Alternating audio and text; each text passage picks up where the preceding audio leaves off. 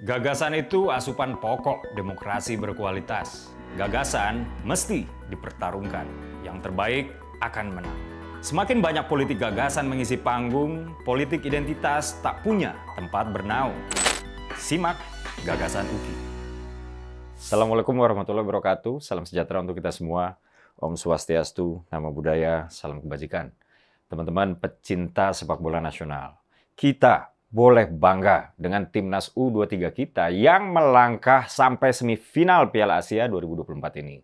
Bahkan dalam babak 16 besar kemarin, ya beberapa hari yang lalu ya, timnas U23 kita yang kita banggakan ini berhasil mengalahkan raksasa sepak bola di Asia, bahkan di dunia ya, yaitu Korea Selatan. Kembali kepada kita boleh bangga. Begini teman-teman, timnas U23 setidaknya mencetak 6 sejarah baru dalam persepakbolaan U23 nasional. Pertama, ikutnya Indonesia di Piala Dunia U23 2024 ini adalah yang pertama kali sejak turnamen tersebut digelar pada 2013. Sebelumnya, Indonesia selalu kalah di babak kualifikasi. Indonesia lolos ke putaran final Piala Asia 2024 U23 ini dengan menjuarai grup K di babak kualifikasi yang terdiri dari ya Indonesia sendiri, Turkmenistan, dan Taiwan. Jadi untuk sekedar lolos ke Piala Asia aja ya U23 ini, kita sebetulnya sudah mencetak sejarah baru loh teman-teman. Nah, yang kedua, timnas Indonesia U23 mencetak sejarah kembali dengan melaju ke babak perempat final. Indonesia melaju ke babak 8 besar setelah menjadi runner-up grup A dengan nilai 6. Dalam prosesnya, Indonesia menang atas Australia 1-0 serta menghancurkan Yordania 4-1 untuk mengamankan tiket ke perempat final. Di babak penyisihan grup, Indonesia hanya takluk dari tuan rumah Qatar 0-2. Ya, itu pun dengan beberapa keputusan wasit yang kontroversial lah ya merugikan timnas asuhan Sintayong. Jadi saya ingat betul pada pertandingan yang digelar di Stadion Jassim bin Hamad di Doha ya pada Senin 15 April kemarin, ada dua pemain timnas ya yang di kartu merah, yaitu Ivan Jenner pada menit ke-46 dan Ramadan Sananta pada injury time. Nah, proses pemberian kartu kuning kedua atau kartu merah kepada Ivan inilah yang mengundang banyak sekali protes. Apalagi gegara pelanggaran tersebut, Qatar berhasil mencetak gol melalui tendangan bebas. Ya, kalau menurut saya sih memang seharusnya nggak sampai kartu kuning segala ya. Apalagi itu sudah merupakan kartu kuning kedua Ivan. Lanjut, saking kerasnya itu pertandingan, Coach Sintayong yang protes akibat dilanggarnya Witan Sulaiman oleh Saif Eldin Hasan, dia juga kena kartu kuning. Seorang coach menerima kartu kuning, guys. Ketiga, kutukan melawan Australia akhirnya berhasil dipatahkan.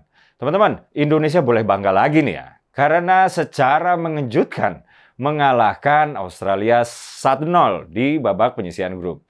Nggak cuma menjadi kemenangan pertama di ajang Piala Dunia U23, Indonesia juga mampu menghapus rekor buruk melawan Australia. Dalam 3 pertandingan sebelumnya, timnas U23 selalu takluk melawan Australia. Pada Juli 2012, Indonesia takluk lawan Australia 0-1 ya di babak kualifikasi Piala Asia U23, dan pada 26 Oktober 2021, Indonesia kembali ditekuk oleh Australia 2-3 ya pada babak kualifikasi Piala Asia U23 di bulan Oktober 29 ya. Nah, Indonesia, teman-teman, kembali lagi-lagi dikalahkan Australia 0-1 masih pada babak kualifikasi Piala Asia U23 ya.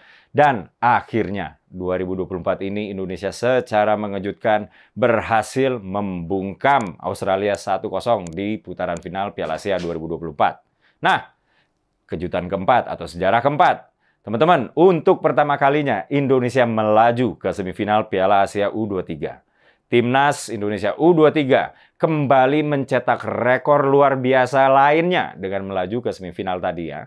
Catatan manis ini ditoreh di penampilan dengan menaklukkan, sekali lagi menaklukkan ya, raksasa Asia, yakni Korea Selatan di babak 8 besar. Timnas Indonesia U23 menang atas Korsel 11-10 dalam drama adu penalti setelah pertandingan berakhir 2-2 di waktu normal. Nah, sejarah kelima.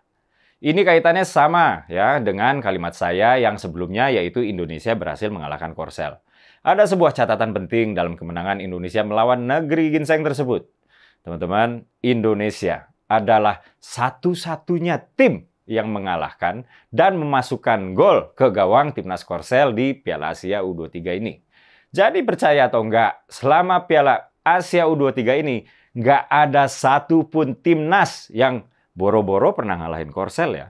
Ngegolin ke gawang Korsel aja nggak ada. Cuman Timnas Indonesia U23. Keren ya. Tim sekelas Jepang, Uni Emirat Arab, hingga Tiongkok ya. Mereka bahkan gagal memasukkan bola ke gawang Jong Boembek. Nah, itu namanya kipernya ya, kiper Korsel. Korsel juga melangkah ke perempat final dengan selalu menang di tiap laga penyisihan grup B. Namun, catatan positif Korsel tersebut dihancurkan oleh Timnas Indonesia U23. Lagi-lagi kita patut bangga dengan Garuda Muda. Dan tentu saja yang terakhir teman-teman, sejarah yang ditorehkan Timnas U23 kita. Indonesia berhasil melaju ke semifinal.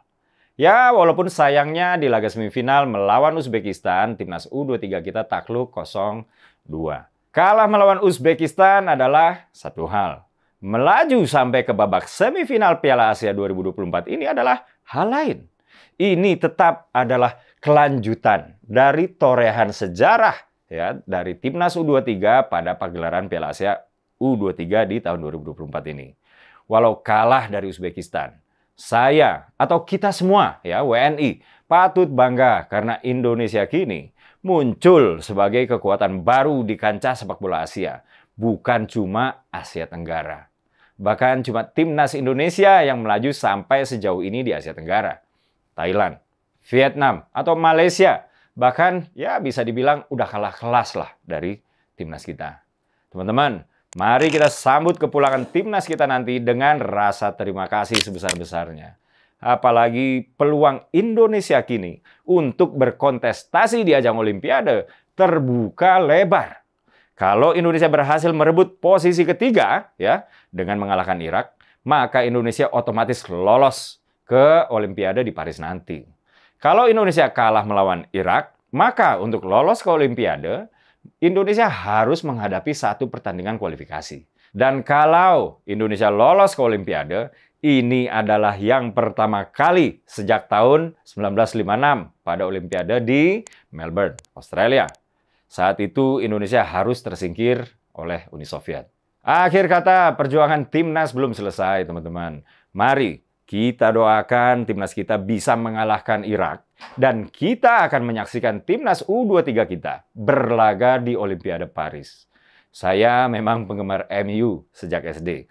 Tapi sejak periode waktu yang sama pula, saya sudah menjadi penggemar timnas ya. Sejak eranya Robby Darwish, Kurniawan, Widodo Ceputro, hingga Rocky Putirai. Ya, mungkin aja ya saya juga berbakat jadi pengamat sepak bola. Sebuah bakat terpendam. Saya Dede Prayudi, wassalamualaikum warahmatullahi wabarakatuh.